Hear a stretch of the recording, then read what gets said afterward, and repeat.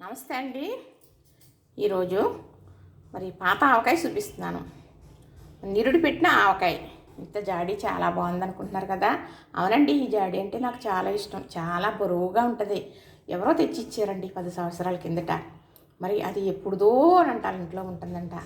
సరే వాడుకో అమ్మా అని తెచ్చిచ్చారు. అందులో పెట్టేశానండి. జాడీలో సగానికి వచ్చేగా పెట్టేశాను. 4 కేజీలు పచ్చడి పట్టిందండి ఇది. అయితే నిరుడు పెట్టింది మొన్న సంవత్సరం. సరిగ్గా 15 నెలలు అయిందండి ఈ ఆవకాయ పెట్టి. మనం శ్రద్ధ తీసుకుని పెట్టుకుంటే బాగుంటుంది, పాడవ్వదు. మనం పెట్టేటప్పుడు డబ్బులకు వచ్చి పెడుతున్నాం కాబట్టి, మరి కష్టపడి చేస్తున్నాం కాబట్టి శ్రద్ధ మాత్రం తీసుకోవాలి చేసే పని ఏదైనా కానీ. మరి ఈ ఆవకాయ అనేటప్పటికీ మరీను మరి బాగుందనుకోండి, జాగ్రత్తగా వాడుకుంటాం. అదే కుండీలాగా లేదు, పులుసులాగా అది వచ్చిందంటే మరి ఆలకేళ్ళకి కొంచెం పెట్టేసి ఆమె చేసేస్తాం, పచ్చడి ఉండదు. మరి సంవత్సరం అంతా తర్వాత కూడా వాడుకోవచ్చు. నేను పెట్టి ఇప్పుడు ఈ సంవత్సరంలో పెట్టేప్పుడే 2 నెలలు అయిపోయింది. మరి నిరుడాకాయ అనేది అలానే ఉంది. మరి ఇది మీకు నేను చూపిస్తాను, ఎలా ఉందనేది చూపిస్తాను. ఇప్పుడు ఈ వాసన ఇప్పుతానండి. ఎప్పుడు జాడీకి వాసన కట్టేసి ఉంచుకోవాలి. అప్పుడే మరి చక్కగా గాలి వెళ్ళకూడదు. ఎప్పుడు ఆవకాయ జాడికి గాలి తగలకూడదు. మనం తుడుపుతాం కదా గదులు, అలాంటప్పుడు కూడా సీపురు తగలకూడదు. ఇప్పుడు కబోర్డులు ఉన్నాయి, కబోర్డులో పెట్టేసుకుంటున్నారు అనుకోండి, మరి అంటూ ముట్టులు ఉంటాయి. అలాంటప్పుడు ముట్టుకోకూడని రోజుల్లో ఆవకాయ జాడి దరిదాపులకి వెళ్ళకూడదు. చీపురు తగిలినా పాడైపోద్ది. మరి అలానే మరి ఇంట్లోకి వెళ్ళకూడదన్నప్పుడు ముట్టుకుంటే పాడైపోతుంది. జాడీకి గాలి తగిలితే మరి ఇంటి మైలని వస్తుంది కదా. అలాంటప్పుడు కూడా మనం జాగ్రత్తగా ఉండాలి, మైలు గాలి తగలకూడదు. తర్వాత మళ్ళీ ఎక్కడికైనా అశుభానికి పలకరించినాక ఇల్లు వస్తామనుకోండి, అలాంటప్పుడు కూడా తలకు స్నానం చేసి వస్తామనుకోండి, మరి అలాగా పర్వాలేదు అని బట్టలు మార్చుకుని అయ్యి వచ్చారు. అలాంటప్పుడు కూడా జాడీ దగ్గరికి వెళ్ళకూడదు, ముట్టుకోకూడదు. మైలు గాలి తగిలితే కూడా మరి పాడైపోతుంది. అలా ఉంది, చూసారా ఎలా ఉందో. ఇదిగో ఇలా ఉందండి. పూర్వం అయితే ఇలాంటి చెక్క తెడ్లు ఉండేవి, చిన్నవి ఉండేవి, పెద్దవి ఉండేవి.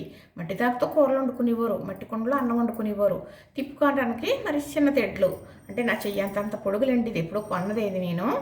అయితే మామూలుగా చేసింది ఉండేది పెద్దే. మనం నుంచుంటే ఎంత ఎత్తు అంత పెద్ద తెడ్లు ఇంతంత గుంటలతో ఉండేవి. పూర్వం వంటలో నాకు తెలుసున్నప్పుడు కూడా తెడ్లతో తిప్పడం, డేసాల్లో వండటం తెలుసు అనుకోండి. అయితే మరి నేను ఇల్లులు మారి అద్దిల్లుల మూల మరి ఎవరికి దెబ్బ పెట్టేసానో ఎక్కడో మొత్తం మీద నాయంత తెడ్డి దెబ్బ పెట్టేయడం జరిగింది ఈ మధ్యకాలంలో. అది కూడా ఒక 8-9 సంవత్సరాలలో మిస్ అయిపోయిందండి. లేకపోతే ఆ తెడ్డుతో నేను పెద్ద జాడీలతో పెడతాం కదా, అలా కలిపి ఇవ్వరు మా వారు.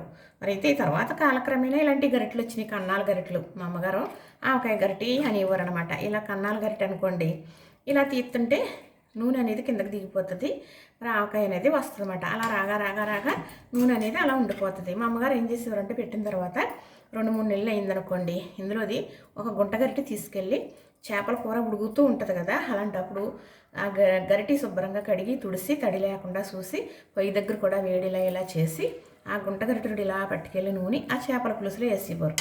మరి ఇది చాలా గొప్ప రుచిగా ఉండేదన్నమాట. తర్వాత ఏం చేసేవారు, మళ్ళీ కాంత నూనె పోసేవారు. ఇందులో మళ్ళీ కిందకి దిగుతూ ఉంటుంది, పులప అనేది ఎగిరిపోయి ముక్క అనేది నూనె లాక్కుంటుంది అనమాట. నిల్వ ఉండే పచ్చడే.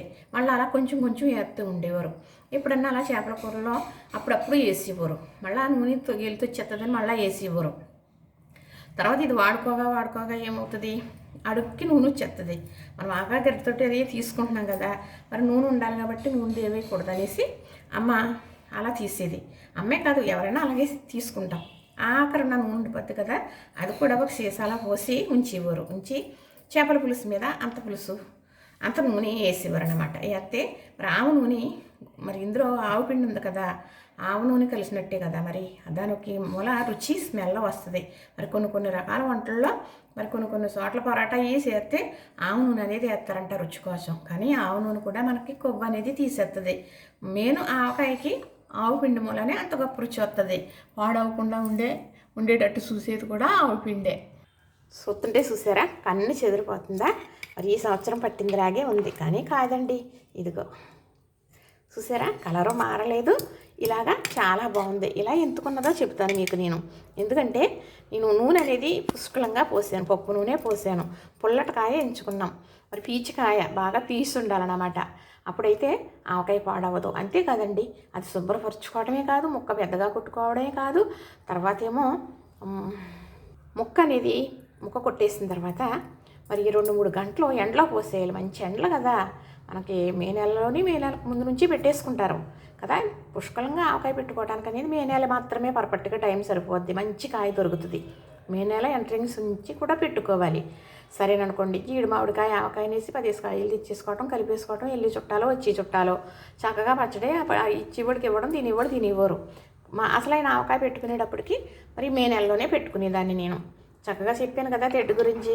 ఈ గరిటేమో ఆవకాయ గరిట అంటారని చెప్పాను కదా. మరి ఇప్పుడు మీకు ఇది చూపిస్తాను, ఈ సంవత్సరం పెట్టిన ఆవకాయ. అదైతే మొన్న సంవత్సరం అంటున్నాను కదా, అదిగోనండి.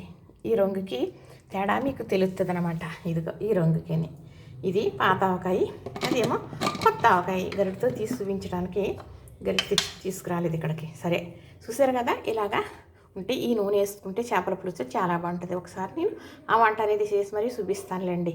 చక్కగా మరి మొన్న సంవత్సరాంది ఇలాగా ఉంచుతానండి. ఎప్పుడూ గమ్మున అవజేసేసుకోను. కానీ ఎందుకంటే ఇప్పుడు ఆవకాయ అయిపోయింది అనుకోండి, కొనుక్కోవాలి కదా, అవ్వకుండా ఉంచుకుంటేనే మనం కావాలన్నప్పుడు వేసుకోవచ్చు. వర్షం వచ్చినప్పుడు దీని పని బాగా ఉంటుందండి.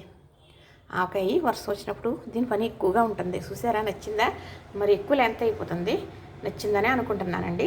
చక్కగా మనం చేసుకునేలాగా చేసుకుంటే 1 సంవత్సరమే కాదండి, 2 సంవత్సరాలు కూడా ఉంటుందని నేను చెబుతాను. చూసారా, నచ్చిందా? లైక్ చేయండి, షేర్ చేయండి, సబ్స్క్రైబ్ కూడా చేసేయండి.